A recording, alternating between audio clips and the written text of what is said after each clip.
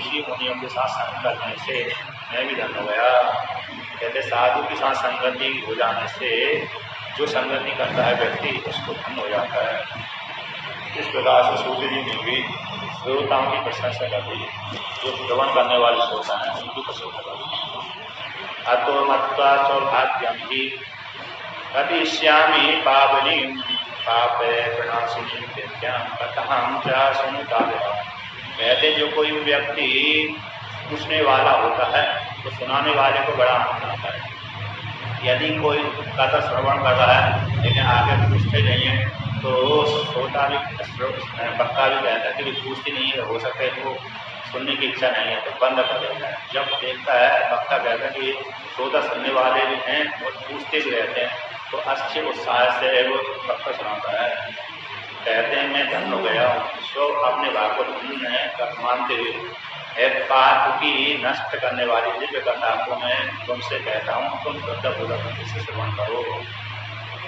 अवंति नगरी रम्या मुक्तिदः सर्वदेहिनां शिवगृहा महापुण्या वर्तते लोक पावनी।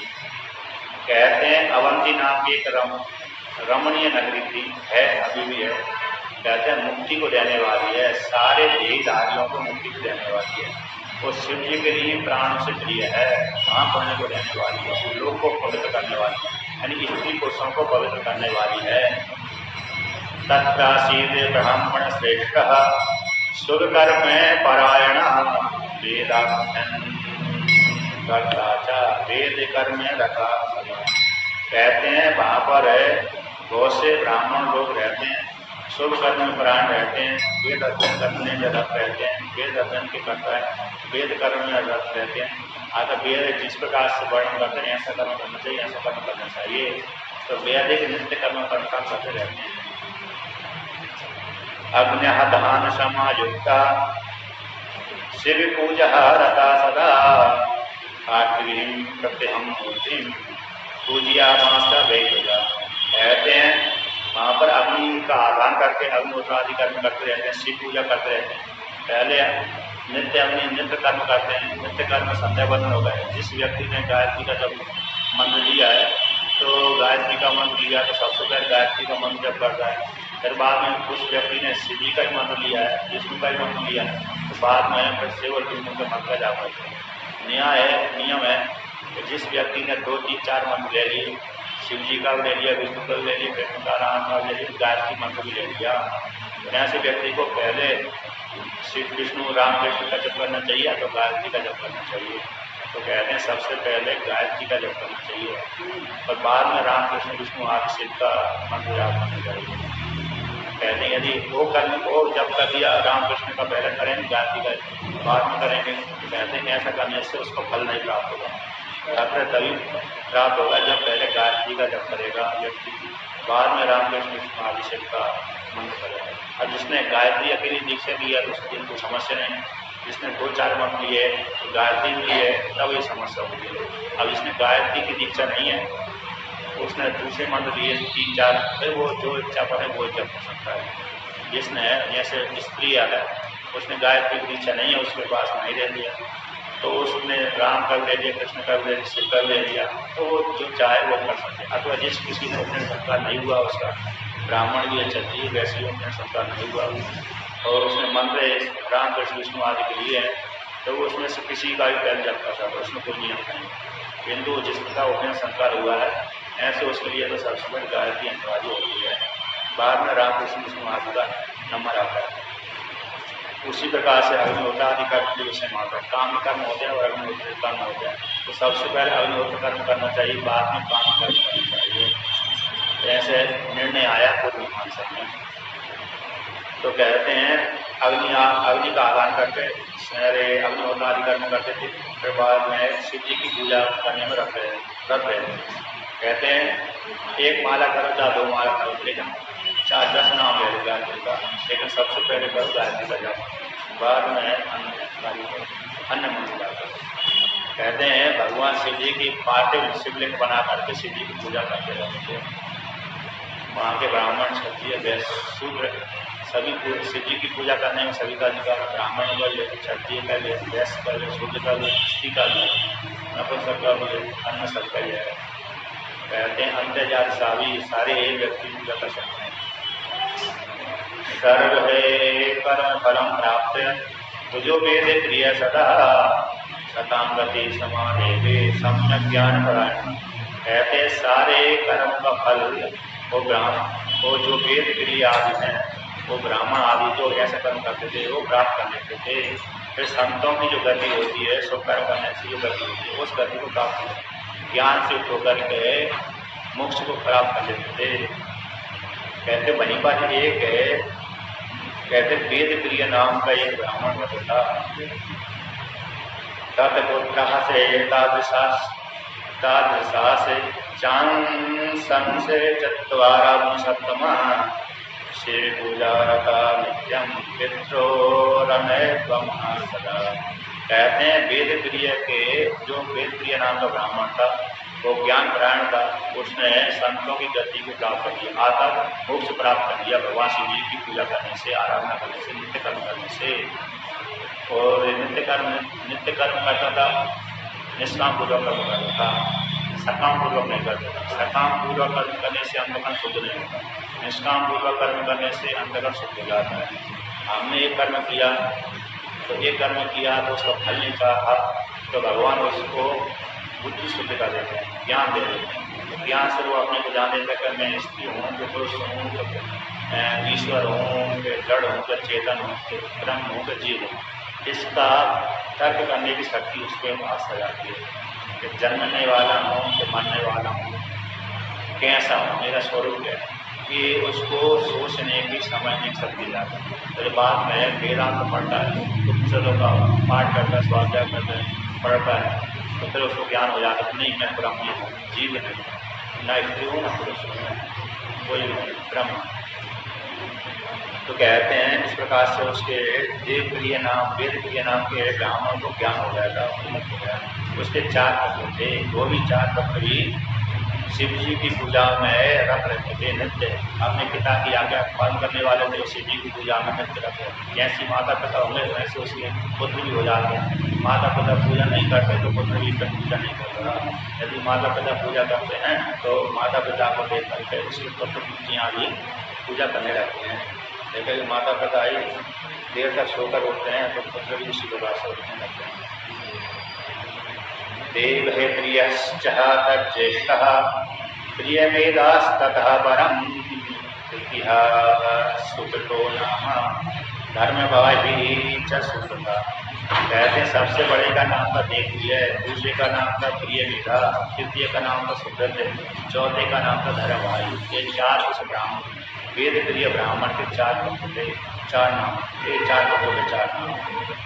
तेषां पूर्णप्रतापाच्च पृथिव्यां सुखे मेधता शुक्लपक्षीयता चंद्रो भजते धनरत्नम्। कहता है सूर्य जी सोनाकाधीश्वर कहते हैं कि उन 4 ब्राह्मणों के पुण्य के प्रताप से बाकी पृथ्वी के प्राणी उस नगरी के आसपास के सुखी हो जाते थे।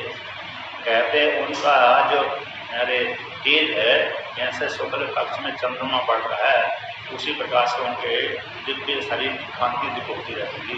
अतः उनका तेज पुण्य प्रताप ज्यादा बढ़ता रहता है, अतः उनकी ख्याति लोगों में जाती रहती थी। ततः तेषां पुनस्तत्र वर्धन्ते स्म सुखावः ब्रह्म तेजो मयि सारे नगरी च भवन्तः। कहते उनके जो गुण हैं हमेशा बढ़ते रहते थे, सदासन करते रहते थे। सुख को देने वाले 4 पुत्र हर प्राणी स्त्री को सुख देते थे। अतः उनके जो धर्म के अनुसार से उनके गुण भी वृद्धि को प्राप्त होते रहते थे। उनका शरीर में तेज ब्रह्ममय तेज बढ़ता रहता था। तो ब्रह्ममय उनके प्रभाव से बाकी स्त्री को कैसे हो गए, वो नगरी ब्रह्म देश हो गई, स्त्री को सुखी हो गए। और उनके प्रभाव से बाकी स्त्री को सुखी कैसे हो गए, भजन पूजन करने वाले हो गए, शिव जी की भक्ति करने वाले हो गए। इस प्रकार से जैसे एक बड़ा व्यक्ति कोई करने लगता है तो उसको देखा देख दूसरे व्यक्ति करने लगते हैं। जैसे जैसे वो संग करता है उसी प्रकार संग का असर होने लगता है। कहते हैं जिस व्यक्ति ने गलत संग कर लिया तो गलत का असर उसके ऊपर पड़ने लगता है। और जिसने अच्छे व्यक्ति का संग कर लिया तो अच्छे व्यक्ति का संग का असर उसके ऊपर पड़ने लगता है, तो संग पे असर हो जाता है। तो उस चारों ब्राह्मणों के संग का असर पूरी नगरी को पड़ गया, तो पूरी नगरी वाले शिव जी की भक्ति करने लगे। एक तस्मिन्नंतरे तत्र यज्जातम नृत्यमुत्तमम् श्वेतां तदेव श्रेष्ठा कथयामि यथास्थम।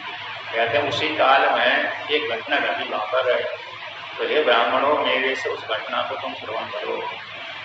पर्वते रत्नमाले च दूषणाख्यो महासुरा बलवान दैत्यराजस्य धर्मद्वेषी निरंतरम्। कहते हैं किसी रत्नमाल के सुमित पर्वत पर एक दूषण नाम का एक महासुर रहता था। उसने भगवान ब्रह्मा जी से बलवान प्राप्त करके अद्भुत बल की प्राप्ति कर ली और वह दैत्यों का राजा बन गया, असुरों का राजा बन गया, तो कहते हैं दानवों का राजा बन गया। ऐसा जो दूषण नाम का बलवान दैत्य राजा विशेष करके धर्म से द्वेष करने वाला था। हमेशा निरंतर जहाँ भी धर्म को पालन करने वाले व्यक्ति रहते थे, इसलिए उन्हीं को नष्ट कर देता था। ब्रह्मण हो बलवानाच्चा जगत्तुच्छी चकार देव पराजितास्तेन स्थानान्य सारिता। कहते ब्रह्मा जी के वरदान से उसने जगत को तुच्छ कर लिया, ऐसा वरदान मांग लिया, तो उससे वरदान के प्रभाव से उसने तीनों लोगों को जीत लिया, देवताओं को अपने स्थान से चुप कर दिया, आकर भगा दिया, आकर स्वर्ग लोक से उनको चुप कर दिया, हर देवताओं के जो अधिकार थे उसने छीन लिए। प्रत्यभ्याम वेद धर्माश्च स्मृति धर्माश्च सर्वसा स्फोटितः सुतेन दुष्टेन सिंहे नैव सशक्तैः। कहते हैं पृथ्वी पे जहाँ पर वेद धर्म होते थे, यज्ञ आदि होते रहते थे, और स्मृति धर्म है, स्मार्ट कर्म होते रहते, शिव जी की पूजा, विष्णु की पूजा, अन्य की पूजा, ये स्मार्ट कर्म कहलाते हैं। तो वेद अग्निहोत्र आदि कर्म वेद धर्म हो गए, स्मार्ट पूजा हो गए, मंदिरों की पूजा करना, इस प्रकार से पूजा करना, तो ये स्मृति धर्म आदि सारे उसके द्वारा नष्ट कर दिए गए, कुछ दुष्ट राक्षस के द्वारा नष्ट कर दिए गए। कहते हैं जैसे शेर खरगोश को नष्ट कर देता है, खरगोश को उसी प्रकार से उस दुष्ट ने सारे पृथ्वी पे वेद धर्मों को, स्मृति धर्मों को नष्ट कर दिया। आज जो कोई करेगा तो मैं उसको दंड दूंगा, मार दूंगा। यावंतो वेद धर्माश्च तावंतो दूरिता तीर्थे तीर्थे तथा क्षिप्रे धर्मो नीतस्य दूरता। कहते हैं जितनी दृष्टि जाती थी यावत वेद धर्म के सारे दूर हो गए। अगर कोई भी स्त्री पुरुष से धर्मानुष्ठान का सेवन करना बंद कर दिया, जैसे अभी वर्तमान काल में जो हुआ, कहते हैं अभी पूजा पाठ करना लोगों ने बंद कर दिया, पहले करते थे अब कम कर दिया, टीवी देखने के चक्कर में कम हो गए, और आगे जैसे करना पड़ेगा वैसे वैसे लोग आ गए पूजा करना बंद कर देंगे। तो कहते हैं वेद के जो धर्म थे स्मृति धर्म वो दूर चले गए, आधा प्राणियों स्थिर के हृदय से दूर चले गए, आधा पूजा पाठ करना सभी लोगों ने बंद कर दिया। क्यों कह रही है? डर के मारो, यदि कोई करता है तो मार देता है, वो मरवा देता है। अगर तीर्थे तीर्थे क्षेत्र ग्रामीण निकट होता है, तीर्थ में यही पूजा पाठ करना बंद हो गया है। जैसे जहाँ पर तीर्थ होता है वहाँ पर तीर्थ में ज़्यादा पूजा पाठ होती है, क्योंकि सबसे ज़्यादा पूजा पाठ तीर्थों में होती है, अन्य क्षेत्रों में कम होती है। तो तीर्थ में जाकर के क्षेत्र में जाकर के जहाँ पर उसको मालूम पड़ होता है, यहाँ पर ऋषि मुनि बहुत रहते हैं, यहाँ पर ब्राह्मण जाति के बहुत रहते हैं, बहुत पूजा पाठ करते हैं, तो सबसे ज़्यादा वो ब्राह्मण और जाति के ऊपर ही आक्रमण करता है। तो ज़्यादा पूजा पाठ करते पहले से नियम का मतलब धार्मिक अनुष्ठान करते रहते थे। तो तीर्थ में अनुष्ठान ज़्यादा करते हैं इसकी कोई, तो वहाँ पर तीर्थ में जाकर के और कुछ धर्मों को नष्ट कर देता, पूजा नहीं करने देता, और अन्य को भी ब्राह्मण आदि को पूजा नहीं करने देता, वो करता था तो नष्ट कर देता, मार देता। इसके पश्चात सारे तीर्थों में क्षेत्रों में घूमने के पश्चात फिर वो अवंती का नगरी में गया। अवंती नगरी रम्या तत्रैका दृश्यते पुनः यत्थं विचार्यते नैव यत्कृतं स्मृतां। कहते इधर की नगरी में उसने धर्म को नष्ट करके देखा कि सीधा के लोगों ने बंद कर दिया, पूजा पाठ बंद कर दिया। अब चलो उधर उधर तो सुना था अवंतिका नगरी में अभी पूजा पाठ करते होगा, तो वहाँ पर चला गया। तो वहाँ के लोगों को डराने के लिए, धमकाने के लिए पूजा पाठ बंद करने के लिए गया। बहु सैन्य समायुक्तो भूषणहासा महासुरा तत्पृष्टान ब्राह्मणान सर्वान उद्देश्य समूपाय। कहते बहुत सेना सजा करके भूषण नाम का महासुर था, जहाँ पर विशेष ब्राह्मण रहते थे, उन विशेष करके ब्राह्मणों को उद्देश्य करके ही गया। कहते यहाँ पर बहुत से ब्राह्मण रहते हैं ना, कभी पूजा पाठ बहुत करते हैं, तो उसी को उद्देश्य करके उनके पीछे पड़ गया। तो ब्राह्मणों को कहता है बंद करने लगा, बंद करने के लिए चढ़ाई कर दिया। अगर क्योंकि ब्राह्मण ज़्यादा पूजा पाठ करते हैं, इनको मारेंगे तो अपने आप ही दूसरे व्यक्ति है पूजा पाठ करना बंद कर देंगे। तो शिक्षा ये देते हैं, ब्राह्मण शिक्षा देते हैं। अंग्रेजों को भी यही नीति रहेगी, अन्य मुसलमानों को यही नीति करे रहेगी। ब्राह्मणों को नष्ट कर लो, तो ब्राह्मणों को ज्ञान का प्रचार करते हैं, तो प्रचार बंद हो जाएगा। तो क्षत्रिय है, वैश्य है, शूद्र है, अपने आप ही धर्म करना बंद कर देंगे, इनका तेज घट जाएगा। और ब्राह्मणों ने पहले ब्राह्मण को कर रखा था, ईसाइयों ने वैसे किया और मुसलमानों ने भी किया। इस प्रकार से इसने भी ऐसे ही किया। कहते ब्राह्मणों को नष्ट करेंगे तो ब्राह्मण नष्ट हो जाएंगे, तो वो जो ब्राह्मण शिक्षा देते थे वो शिक्षा बंद हो जाएगी। क्षत्रिय के पास शिक्षा नहीं जाएगी, वैश्य के पास शिक्षा नहीं जाएगी, शूद्र के पास शिक्षा नहीं जाएगी। तो शिक्षा अभाव हो जाएगी, तो फिर अपने आप ही ये कैसे बन जाएंगे, दास बन जाएंगे, आदत हमारे अधिक हो जाएंगे, हम जीत जाएंगे। इस प्रकार से उसने जाना।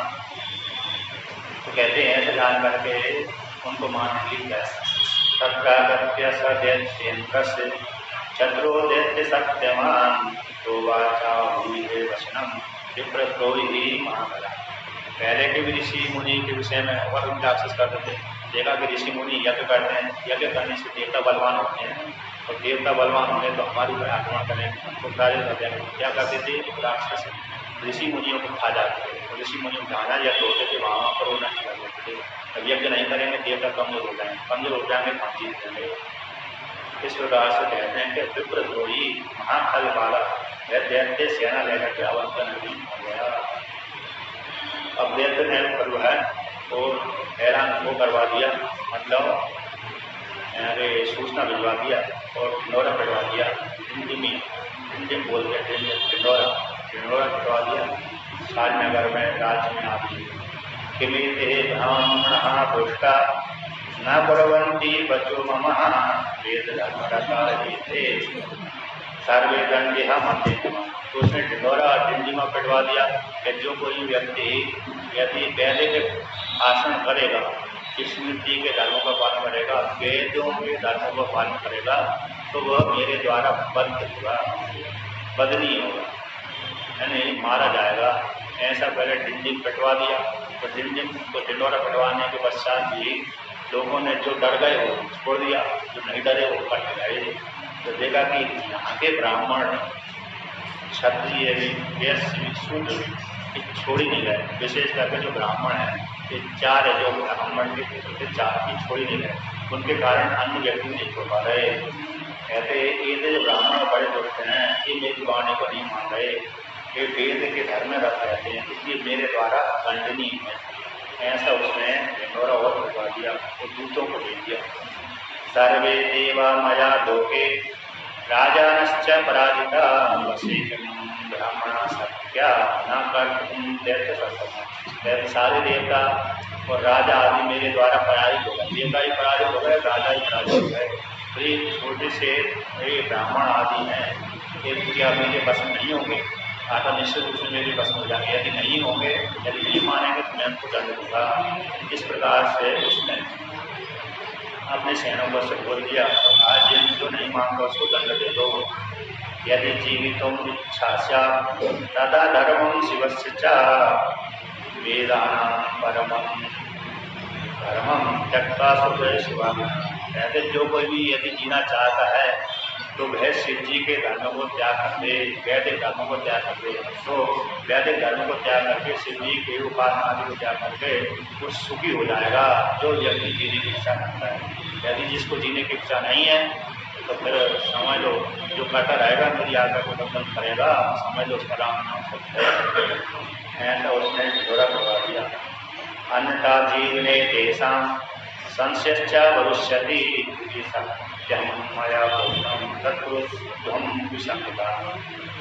कहते इस प्रकार से यदि आप आज्ञा का पालन नहीं करेंगे तो सारे में आपके जीवन के विषय में संशय हुआ, इसलिए मैं सत्य कहता हूँ। ऐसा उसने अपने सैनिकों को बुला करके वो भूषण नाम के दैत्य ने सैनिकों को बुलाया और ढिंढोरा पिटवा दिया। तो सारे और 4 रोज के सैनिक थे, सेना को लेकर के नगर में गए, नगर में जाकर ढिंढोरा पीट दिया। और ढिंढोरा पीट दिया तो उस ढिंढोरा को अपकार कहते हैं। जो घटना घटी है उस घटना को अपकार कहते हैं। ओम पूर्णमदः पूर्णमिदं। तो कहते हैं तृतीय ज्योतिर्लिंग के विषय में, महाकालेश्वर जो ज्योतिर्लिंग है उसके विषय में कहते हैं। दूषण नाम का एक दैत्य था, उसने ब्रह्मा जी के वरदान के प्रभाव से सारे देवताओं को जीत लिया और पृथ्वी के राजाओं को जीत लिया। जहाँ जहाँ पर धर्म होता था वहाँ पर वो धर्म को नष्ट करने के लिए जाता था। तो कहते हैं सारी पृथ्वी को नष्ट कर ली, धर्म नष्ट कर दिए। इसके पश्चात उसने उज्जैन नगरी में गया, देखा कि मेरी आज्ञा का पालन हर क्षेत्र के कर रहे हैं, लेकिन उज्जैन नगरी के जो ब्राह्मण आदि हैं वो नहीं कर रहे। तो उज्जैन नगरी को धर्म से संपन्न होने को देख करके उज्जैन नगरी में चला गया। तो वहाँ पर जाकर के देखा है कि ब्राह्मण लोग मेरी आज्ञा का पालन नहीं करते, आकर शिव जी की पूजा करते रहते हैं और शिव जी की पूजा करना बंद नहीं किया इन्होंने। तो उसने अपने मंत्रियों को 4 राक्षसों को आज्ञा दी कि जो कोई भी ढिंढोरा पिटवा दी, जो कोई भी यदि शिव की पूजा करेगा, विष्णु भगवान की पूजा करेगा, अन्य देवी देवताओं की पूजा करेगा तो मेरे द्वारा बदली होगा। तो इस प्रकार से ढिंढोरा पिटवा दिया। तो बहुत से लोगों ने मान लिया, बहुत से लोगों ने नहीं माना। तो कहते हैं जब वो उसके दूत काशी नगरी में गए और चारों तरफ से घेर करके ढिंढोरा पिट दिया। निश्चित चत्वारः पावका इव तदा जाता प्रलहे जायतः। कहते हैं उस भूषण नाम के दैत्य की आज्ञा लेकर उसके 4 जो मंत्री थे वो 10 दिशाओं में फैल गए और 10 दिशाओं में जा करके उन्होंने क्या किया, सबको जो धर्म था उस धर्म को नष्ट कर दिया। ते ब्राह्मणः से ततः कृत्वा दैत्यानाम् उद्यमं तदा न दुःखं देविरे तत्र शिव ध्यान है परायण। तो उज्जैन नगरी में जाकर के भी वहाँ के स्त्री पुरुषों को दंड दिया उसने, जो जो भजन पूजन करता था उनको दंड देता था। कहते वहाँ पर जो शिव जी के एक ब्राह्मण के 4 पुत्र थे, वेद प्रिय नाम के ब्राह्मण के 4 पुत्र थे, देवप्रिय, प्रियमेध, सुकृत, धर्मभाई। उन्होंने भी इसकी वो सुनी, प्रतिज्ञा सुनी, किंतु उन्होंने इस प्रतिज्ञा को सुनकर के भी शिव जी की भक्ति को त्याग नहीं किया। कहते हैं अन्यों ने तो त्याग कर दिया बहुत से लोगों ने, किंतु बहुत से लोगों ने त्याग किया। और जो ब्राह्मण के 4 पुत्र थे वो भगवान शिव जी के ध्यान में बंद रहते थे। उनके कारण उनके पास में रहने वाले और ब्राह्मण है, क्षत्रिय है, वैश्य, शूद्र है, वो भी शिव जी के ध्यान करते रहते थे। धैर्यं समाश्रितास्ते च रेखामात्रं ददातु जः न चेलो परम ध्यानात् बराकः के शिवाकृतः। कहते हैं उन राक्षसों की आज्ञा को उन्होंने किंचित मात्र भी ध्यान नहीं दिया, अपने धैर्य को उन्होंने त्यागा नहीं, रेखा मात्र भी धैर्य को उन्होंने त्याग नहीं किया, उनका हृदय कमजोर नहीं पड़ा। कहते हैं भगवान शिव जी के ध्यान से बिल्कुल भी चलायमान नहीं हुए। उन्होंने देखा कि शिव जी की आगे एक तुच्छ राक्षस क्या करेगा, इस प्रकार से जान करके उन्होंने शिव जी का ध्यान नहीं त्यागा, पूजन नहीं छोड़ा, पूजा पाठ करना बंद नहीं किया। एतस्मिन्नन्तरे तैस्तु व्याप्तासि नगरी शुभः लोकाश्च पीड़ितास्तैस्तु ब्राह्मणान् समुपायेतु। कहते इसके पश्चात जब उन ब्राह्मणों ने ताकि नहीं मानी, शिव जी का ध्यान करते रहे, किंतु उसी काल में जो दूषण नाम के दैत्य थे वो अपनी सेना को लेकर के आ गया और चारों तरफ से नगरी को घेर करके अन्य लोगों को परेशान करने लगा। जब परेशान करने लगा तो सारे जो ब्राह्मण आदि हैं, क्षत्रिय वैश्य शूद्र आदि हैं, जो भजन पूजन करते थे वो दुखी होकर के उस ब्राह्मणों के पास में आ गए।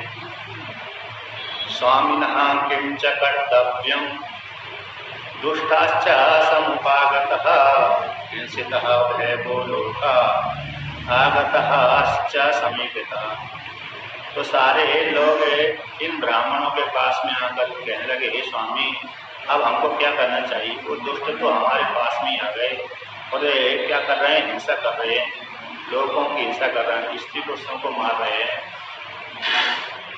कहते हैं सूत जी कहते हैं शौनकादि ऋषियों से, तेषामिति वचा स्वस्वा वेद प्रिय सुताश्चते समोचोर ब्राह्मणास्तांबे विश्वास्तः शंकरे सदा। कहते हैं सूती जी शौनकादि ऋषियों से कहते हैं कि उन ब्राह्मण आदि की वाणी सुन करके, नगर के निवासियों की वाणी सुन करके जो वेद प्रिय ब्राह्मण के पुत्र थे, उन्होंने शिव जी में ध्यान लगा धारण करके उन ब्राह्मणों से जो उनके पास में आए थे कहने लगे, सूर्यतहां विद्यते नैव बलम दुष्टे भयावहं न शस्त्राणि तथा सन्ति यच्चते विमुखः पुनः। तो ब्राह्मण लोग कहते हैं कि देखो सुनो, हमारे पास में इतना बल नहीं है कि हम उन दुष्ट राक्षसों को यहाँ से भगा सकें। आज तक हमारे पास में कोई सेना नहीं है, क्योंकि हम ब्राह्मण आदि हैं, पर हम ब्राह्मण आदि होने का अस्त्र शस्त्र साम नहीं रखते थे। अब तो रखने चाहिए थी किंतु नहीं रखते हैं। कहते हैं हमारे पास में ऐसा कोई बल नहीं है, सेना नहीं है, एकत्रित हमने नहीं करी और वो जिससे हम उन दुष्टों को भय दे सकें। न हमारे पास में शस्त्र हैं, भजन पूजन करते रहते तो किसी शस्त्र रखने की जरूरत नहीं है।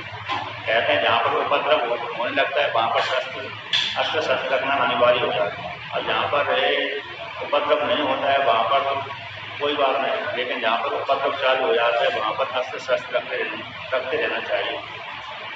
तो कहते हैं हमारे पास में कोई शस्त्र नहीं है, जिससे वो हमारे पास शस्त्र न होने के कारण हम उनके साथ कैसे लड़ेंगे? आज तक वो हमारे से विमुख नहीं हो सकते। सामान्यस्य अभिमानो यह श्रेयस्य भवेदिह पुनश्च किं समर्थस्य शिवस्येह भविष्यति। कहते सामान्य व्यक्ति को आश्रय ले लेने से व्यक्ति सुखी हो जाता है। यानी कोई व्यक्ति परेशान कर रहा है तो कोई दूसरे व्यक्ति दूसरे को परेशान कर रहा है, तो जिसको परेशानी हो रही है व्यक्ति दूसरे सामान्य व्यक्तियों का यदि आश्रय ले लेता है तो फिर उसको भी सुख की प्राप्ति हो जाती है। तो हम तो भगवान शिव जी के आश्रय में हैं, तो हमको कष्ट की कैसी प्राप्ति होगी? शिवो रक्षां करोत्वाद्य सुराणहं भयतः प्रभुः नान्यथा शरणं लोके भक्तिवत्सलतः शिवा। कहते हैं हमारी ही शिव जी, हम शिव जी की शरण में चलते हैं तो शिव जी हमारी रक्षा करेंगे। इन अस्त्रों की वजह से शिव जी हमारी रक्षा करेंगे, हम किसी दूसरे की शरण में नहीं जाते।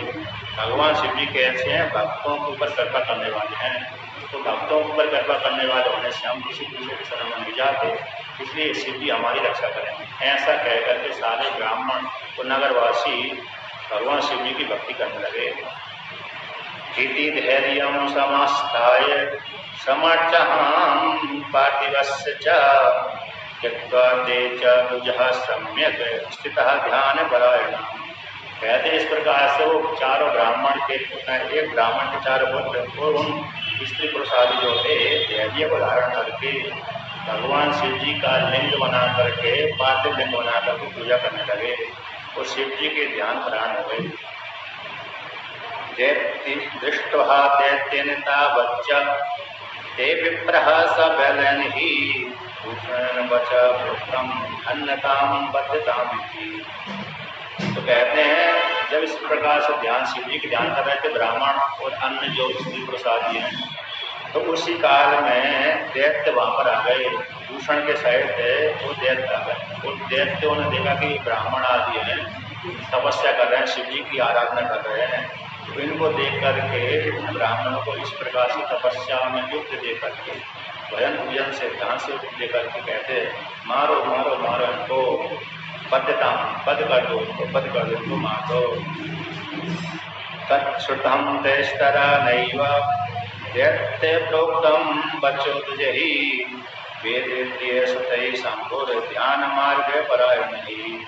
कहते हैं जब वो बोल रहा था दूषण की सेना बोले कि मारो मारो मारो मारो, तो वो उस काल में ध्यान में मग्न हो गए थे। तो ध्यान में मग्न हो जाने के कारण उनको दूषण के ही शब्द सुनाई नहीं पड़े। वो दूषण की जो सेना थी, राक्षसों की जो सेना थी, उस सेना की आवाज उनके कानों में गई थी। अतयावत् स दुष्टात्मा हन्तुं यच्छति दुजांसुतान् तावच्छा पार्थिवस्थाने घट आसीत् सशब्दवान्। तो कहते हैं जब वो तो ध्यान में मग्न थे, उसी काल में दूषण उन ब्राह्मणों को मारने के लिए वहीं पर आ गया, तलवार से मारने वाला था।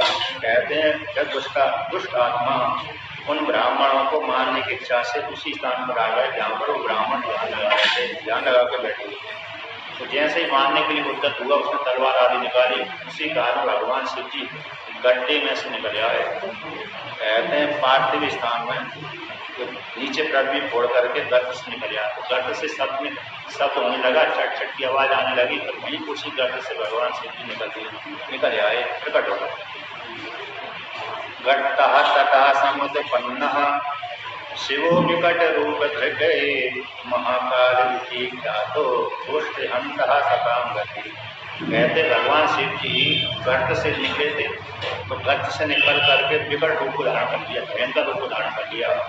तो भयंकर रूप धारण करने से भगवान शिव जी का नाम महाकाल हो गया। ये दुष्टों को हंता है, आकर दुष्टों को मारने वाले हैं, संत जनों को गति देने वाले हैं। ऐसे भगवान शिव जी वहाँ पर प्रकट हो गए। और प्रकट होकर के तो कहते हैं आगे, महाकाल समुत्पन्नो दुष्टानां स्वहर्षः महं फलं त्वं ब्राह्मणानां हि समीपापुरतो भज। तो भगवान शिव जी कहते हैं, भगवान कहते हैं, हे दुष्ट, तुम जैसे दुष्टों को मारने के लिए मैं यहाँ पर तुम्हारे सामने आ गया हूँ। तुम यहाँ से भाग जाओ, इन ब्राह्मणों से दूर हो जाओ, नहीं तो मैं तुमको नष्ट कर दूंगा। हे चलो, हे दुष्ट आत्माओं, तुम यहाँ से ब्राह्मणों के नजदीक से इन मेरे भक्तों के नजदीक से दूर हो जाओ, इनके पास में आओ। मैं तुम जैसों को मारने के लिए यहाँ पर प्रकट हो गया हूँ।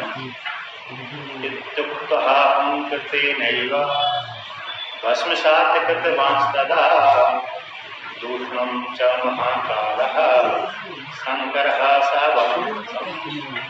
इस प्रकार से भगवान शिव जी का दूर हो जाओ, हे दुष्ट आत्मा, तुम दूर हो जाओ, मैं तुम जैसे को दंड देने के लिए ही आया।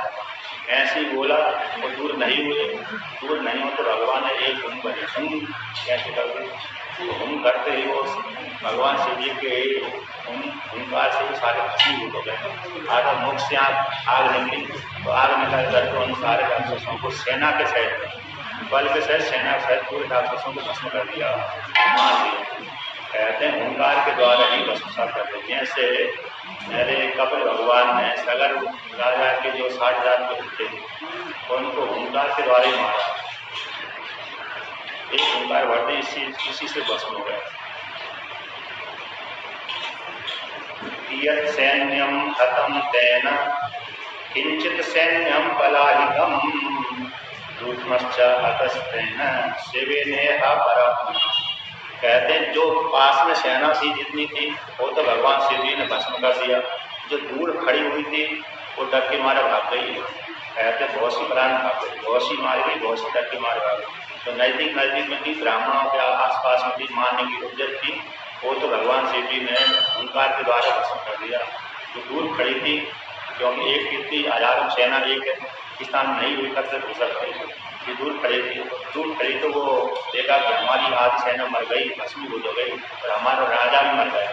तो राजा का मरा हुआ देख करके, भस्मीभूत देख करके, सेना को भस्मीभूत देख करके अन्य जो सैनिक थे करके मारे भाग गए।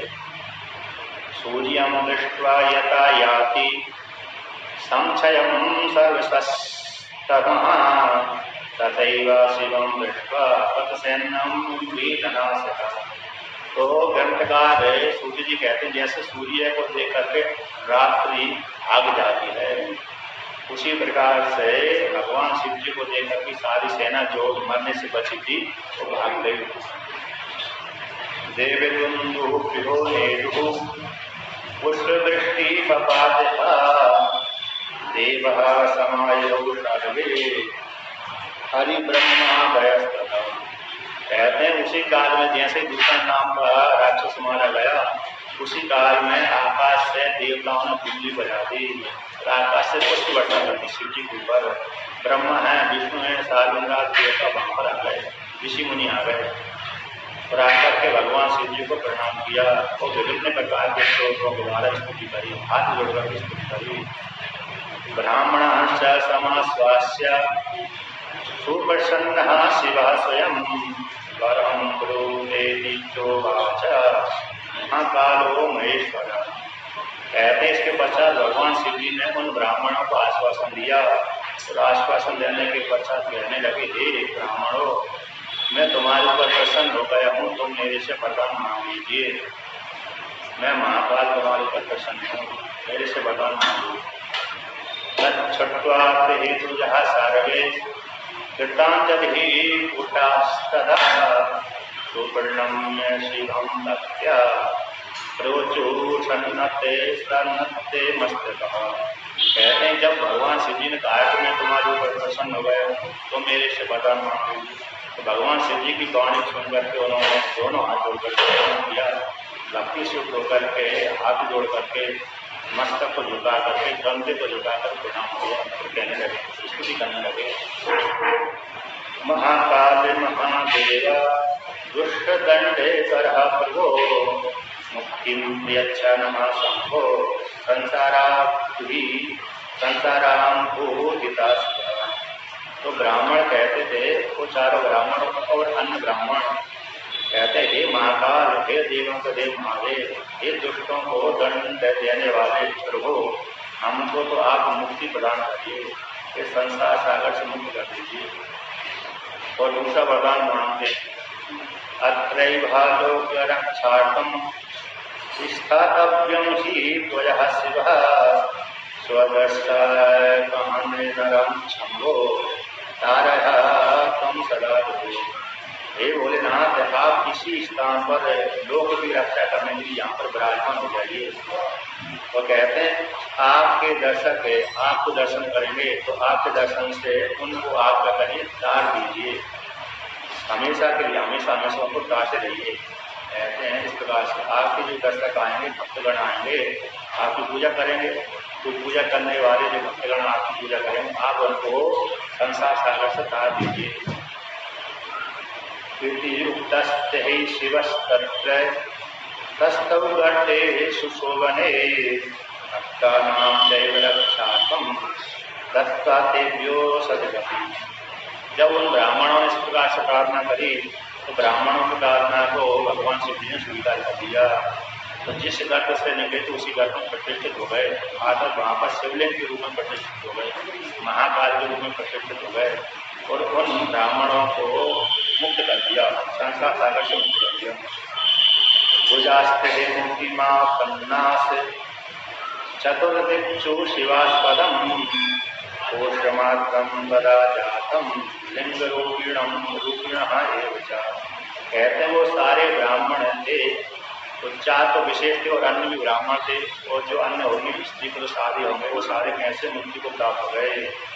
कहते हैं जिस स्थान पर भगवान शिव जी प्रकट हुए थे वहाँ के चारों दिशा में कहते हैं एक कोस मात्र तक शिव जी का निवास हो गया, यानी एक कोस मात्र तक जो महाकालेश्वर का वो क्षेत्र कहलाया। तो वहाँ पर इतना लिंग रूपी भगवान शिव जी का क्षेत्र है, यानी शिव जी का क्षेत्र कहलाया। इतने क्षेत्र में महाकालेश्वर कहलाएंगे। तो जहाँ पर जो महाकाल का मंदिर है वो शिवलिंग है वो गड्ढे में ही है, क्योंकि जमीन से लेवल से नीचे है गड्ढा है। तो वहाँ से एक कोस चारों तरफ लोग गए, एक कोस के एरिया में महाकालेश्वर का प्रधान तीर्थ क्षेत्र हो गया। इसके पश्चात नगरी कहलाई बात। महाकालेश्वरो नाम शिवघातश्च भूतले संदृष्ट्वा न भवेत् स्वप्ने किंचिदे दुःखमपि किला। जो राजा का नगर राजा होता है, राजा तो उस नगरी से बहुत दूर रहता है। जैसे जो किला था बना हुआ था राजा किला, उज्जैन नगरी का राजा किला है वो तो क्षिप्रा नदी की भीतर रहती हुई है, वहाँ से 4-5-6 किलोमीटर नीचे राजा किला है। और नगरी में राजा नहीं रहता था। कहते हैं नगरी के उस नगरी के राजा भगवान शिव जी हैं, क्योंकि राजा भी दिन को आता था और रात्रि को अपने नगर में उधर चला जाता, किले में चला जाता। और तीर्थ क्षेत्र में राजा नहीं रहता। यदि तीर्थ क्षेत्र में राजा रहेगा तो जो अन्य दर्शनार्थी आएंगे तो कैसे दर्शन कर सकेंगे, इसलिए राजा का नगर दूर ही रहता था। जैसे काशी नगरी है, काशी नगरी का काशी जो तीर्थ क्षेत्र है वहाँ पर राजा नहीं रहता है, गंगा जी को उस पर उसका किला रहता है, किंतु अयोध्या के राजा वहीं पर रहते हैं। तो आगे कहते हैं महाकालेश्वर नाम का जो शिवलिंग लोक में भूतल में ख्याति को प्राप्त हो गया। जो कोई व्यक्ति उन भगवान शिव जी के दर्शन करता है, कहते उसको स्वप्न में भी दुख की प्राप्ति नहीं होती। इस प्रकार से कोई भगवान शिव जी का वर्णन किया। यानी उस लिंग का महाकालेश्वर की प्राकट्य का वर्णन किया। यम यम काम अपेक्षैव तल्लिंगम भजते भूयः तम तम कामम अवाप्नोति लभेन मोक्षम परतया। कि जो कोई व्यक्ति स्त्री अथवा पुरुष है जिस कामना को लेकर के भगवान शिव जी के लिंग का सेवन करता है तो वह स्त्री अथवा पुरुष उस कामना को प्राप्त कर लेता है।